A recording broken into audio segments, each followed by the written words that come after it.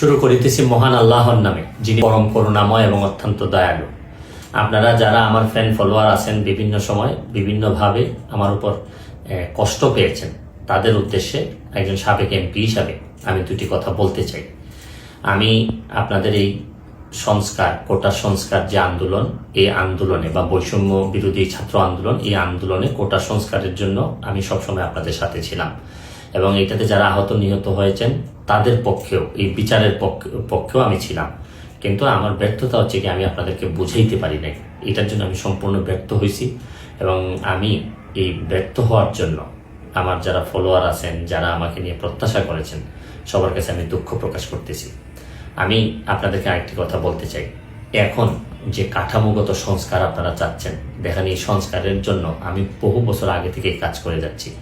আপনারা দেখেন এই দুর্নীতির বিরুদ্ধে যুদ্ধ গত 15 বছরে আপনারা যে 2-3 জন মানুষ দুর্নীতির বিরুদ্ধে সোচ্চার ছিলেন, এর মধ্যে হয়তো আমাকে একজন আপনারা পাবেন। আপনারা জানেন যে আমি এস আলমের বিরুদ্ধে নিজে বাদী হয়ে মামলা করছি টাকা পাচারের জন্য।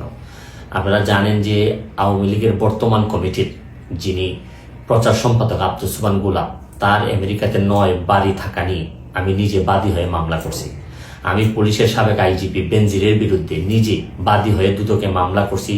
মহান সংসদে আমি তার বিরুদ্ধে বক্তব্য দিছি। মতিউর যে কর কমিশনার মতিউরের বিরুদ্ধে আমি মামলা করছি। আমি সালাম মুর্শিদির বাড়ির নিয়ে মামলা করছি। আমি আপনি সালাউদ্দিন, কাজী সালাউদ্দিন যে ফুটবলের দুর্নীতি নিয়ে আমি কথা বলছি। ওসি মুয়াজ্জেমের বিরুদ্ধে আমি নিজে মামলা করছি, করে তার 8 বছরের সাজা হয়েছে ডিজিটাল নিরাপত্তা আইনে।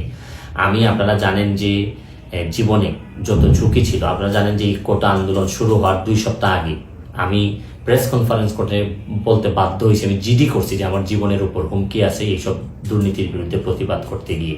সুতরাং আমি এই যুদ্ধে সবসময় চেষ্টা করছি। এখন আপনারা যারা যে যুদ্ধ শুরু করছেন, ছাত্র জনতার নেতৃত্বে যে যুদ্ধ, এই যুদ্ধে আমি মনে করি যে দুর্নীতির বিরুদ্ধে যুদ্ধ, এই যুদ্ধে আমি আপনাদের সবসময় আমি আপনাদেরকে দোয়া করি যে আমি যতদিন আসি চেষ্টা করে যাব দুর্নীতির বিরুদ্ধে এই যে যুদ্ধ, এই যুদ্ধে সবসময় শরীক থাকার আমার জায়গা থেকে আমি চেষ্টা করব।